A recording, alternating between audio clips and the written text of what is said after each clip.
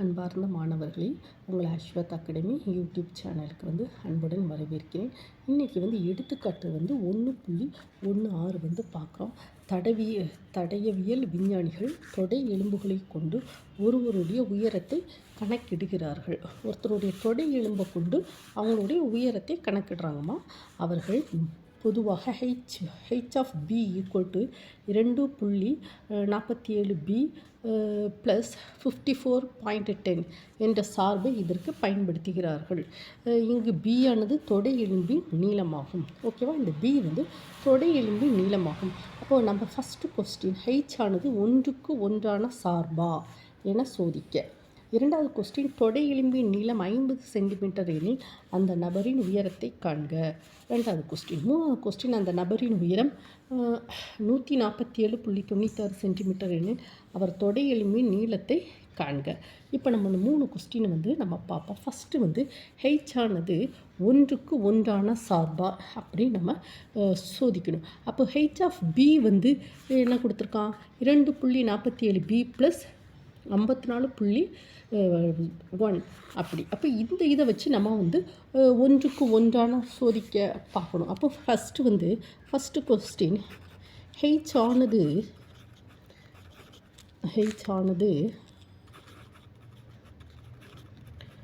1க்கு 1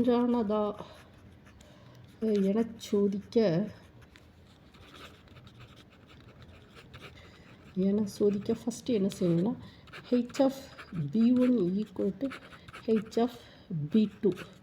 ஓகே, இதை நம்ம என்ன செய்யணும், தட் இம்ப்ளைஸ் என்னது, ஹெச் ஆஃப் பி என்னது 2.47 P one plus 54.10 that is equal to H of P two என்னது 2.47 பி2 ப்ளஸ் 54.10. ஓகேவாம்மா, தட் இஸ் ஈக்குவல் டு இந்த ரெண்டு கேன்சல் பண்ணோமா, கேன்சல் பண்ணிவிட்டா 2.47 P one equal to 2.47 P two. That implies P one equal to P two. ஏன்னா இங்கே இந்த ரெண்டு கேன்சல் ஆகிடுங்களாமா, இதுவும் கேன்சல் ஆகிடுது. That is equal to P one equal to P two. So ஏன்னா அதனால் நம்ம என்ன சொல்லலாம், H of P one equal to h of b2, that implies b1 equal to b2. So அப்போ நம்ம என்ன சொல்லலாம், h ஆனது 1க்கு 1. அப்போ h ஆனது 1க்கு 1. ஓகேவாம்மா, இதுதான் ஃபஸ்ட்டு கொஸ்டினுக்கு ஆன்சர். செகண்ட் கொஸ்டினுக்கு பாருங்கள், தொடை எலும்பின் நீளம் 50 சென்டிமீட்டர் எனில் அந்த நபரின் உயரத்தை காண்க. இப்போ தொடை எலும்பின் நீளம் 50 சென்டிமீட்டர்.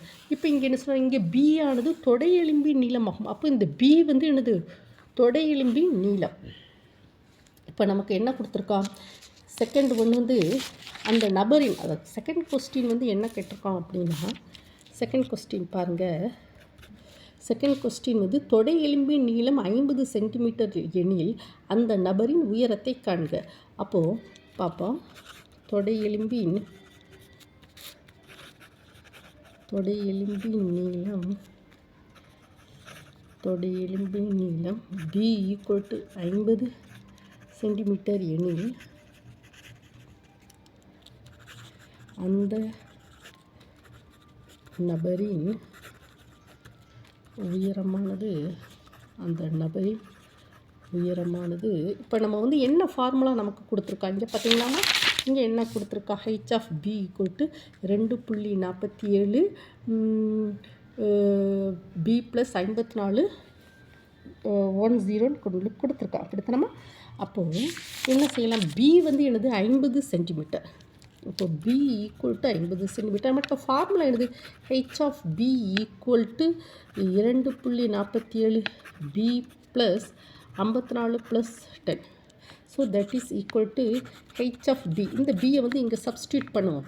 2.47 × 50 + 54+10. தட் இம்ப்ளைஸ், அதாவது அந்த பியை வந்து என்ன சொல்லியிருக்காங்க, தொடை எலும்பு நீளம் 50 எனில் 50 சென்டிமீட்டர் எனில் அந்த நபரின் உயரம் பி ஈக்குவல் டு 50. நமக்கு கொஸ்டினில் கொடுத்துருக்காங்களாமா H of P equal to 2.47 P plus 54.10. அப்போ இந்த பியை வந்து இதில் சப்ஸ்டியூட் பண்ணச்சிங்க ஒரு ஆன்சர் கிடைக்கும். அது வந்து என்னென்னா 177 சென்டிமீட்டர். அப்போது இதிலேருந்து எனக்கு என்ன தெரியுது, அந்த நபர் தொடை எலும்பின் நீளம், அப்போது அந்த நபரின் உயரமானது, தர்ஃபோர் உயரம் ஈக்குவல் டு எவ்வளவு, 177.6 சென்டிமீட்டர். அப்போது ஒரு தொடை எலும்பின் நீளம் 50 இருக்கச்சுமே அந்த நபரின் உயரம் வந்து 177.6 சென்டிமீட்டர்.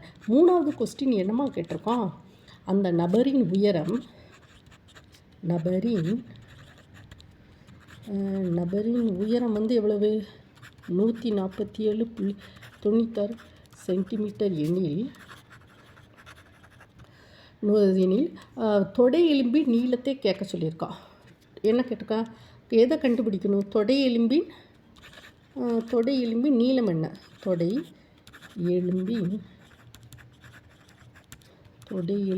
நீளம் வந்து அது வந்து நமக்கு கேள்விக்குறி. ஓகேவா, ஏற்கனவே நமக்கு என்ன கொடுத்துருக்கா, H of P equal to, கொஸ்டினில் நமக்கு கொடுத்துருக்கலாமா, H of P equal to 2.47 P plus 54 plus 10. ஓகேம்மா, உயரம் வந்து இப்போ நம்ம வந்து என்ன சொன்னோன்னா 2.47 P plus 54 plus 10 that is equal to H of P எவ்வளவு 147 ப்ளஸ் 96. கரெக்டாக தானம்மா. So that is equal to 2.47 P equal to 147.96 minus 54 plus 10. That implies 2.47 P equal to answer இங்கே இதுக்கு இதுலேருந்து இதை மைனஸ் பண்ணால் என்னமா ஆன்சர் கிடைக்கும், 93.86. that b equal to 93.86 divided by 2.47 that implies 38. ஓகேம்மா, இதெல்லாம் நீங்கள் சிம்பிளிஃபை பண்ணி பார்த்துக்கோங்கம்மா. இப்போ நபரின் உயரம், அப்போது நபரின் உயரம் என்னது, ஹெச் ஆஃப் பி கொடுத்தாச்சு. டு ஃபைண்ட் என்னது பி, டு ஃபைண்ட் இந்த பியை தான் கேட்டிருக்கான். அப்போ ஹெச் ஆஃப் பி என்னது, இந்த ஈக்குவேஷன் இப்படி மாற்றி போட்டுக்கோங்க, 2.47 பி ப்ளஸ் 54 ப்ளஸ் 10 147. இந்த ஹெச் ஆஃப் பிக்கு இந்த ஆன்சர் 147.96. ஸோ தட் இஸ் இதை ஃபுல்லாக சிம்பிளிஃபை பண்ணச்சுமே உங்களுக்கு 38. அப்போ பி வந்து என்னது, தொடை எலும்பி நீளம் எவ்வளவு, தொடை எலும்பின் நீளம் பி ஈக்குவல் டு 38 சென்டிமீட்டர். ஓகேம்மா, இப்போ உங்களுக்கு புரிஞ்சுதாம்மா. எடுத்துக்காட்டு 1.6 வந்து என்ன சொல்லியிருக்காங்கன்னா, தடயவியல் விஞ்ஞானிகள் தொடை எலும்புகளை கொண்டு ஒருவரின் உயரத்தை கணக்கெடுக்கிறார்கள். அப்போ இது ஹெச் ஆஃப் பி வந்து என்னதுன்னா உயரம், பி வந்து தொடை எலும்பு. ஃபஸ்ட்டு வந்து என்ன சொல்லியிருக்க, ஹெச் ஆனது 1க்கு 1 இப்போ ஹெச் ஆனது 1க்கு 1 இப்படி பண்ண H of B1 equal to H of B1 1-to-1 function. ஓகேவாம்மா. ஸோ ஹெச் ஆஃப் பி எங்கே என்ன கொடுத்துருக்கா, 2.47 P plus 54 plus 10. So 2.47 B1 plus 54 that is equal to 2.47 B2. இது 2 கேன்சல் பண்ணால் B1 equal to B1. Therefore H ஆனது 1க்கு 1. Second question, தொடை எலும்பின் நீளம் 50 சென்டிமீட்டர் எனில் அந்த நபரின் உயரத்தை கண்க. அப்போ தொடை எலும்பின் நீளம் வந்து பி கொடுத்துருக்கான். பாருங்கம்மா, தொடை எலும்பின் நீளம் பி கொடுத்துருக்கா. ஆனால் பார்த்தீங்களாம்மா, இங்கே வந்து நமக்கு கொஸ்டின் தெரியுதுன்னா H of P equal to 2.47 P plus 54 plus 10. So P வந்து 50 சென்டிமீட்டர் இதில் தூக்கி போடுங்க. அந்த நபரின் உயரம் ஹெச் ஆஃப் பி உயரத்தை வந்து நம்ம கண்டுபிடிச்சிட்டோம். மூணாவது கொஸ்டின் என்னது, நபரின் உயரம் 147.96 சென்டிமீட்டர்னா தொடை எலும்பின் நீளம் என்ன, நபரின் உயரம் என்னது 147.96. என்ன பாருங்கன்னா, H of P equal to 2.47 P plus 54 10. இந்த ஈக்குவேஷன் இப்படி மாற்றி போட்டால் இப்போ ஹெச் ஆஃப் பி உயரத்தை போட்டிருக்கோம்னா எல்லாத்தையும் பார்த்தா தொடை எலும்பின் நீளம் 38 சென்டிமீட்டர். ஆமாம், உங்களுக்கு இந்த யூடியூப் சேனல் அஸ்வத் அகாடமியில் நிறைய சம்ஸ்லாம் போட்டிருக்கோம்மா. எல்லாத்தையும் போய் ஒர்க் அவுட் படித்து நல்லா தெரிஞ்சுக்கோங்கம்மா.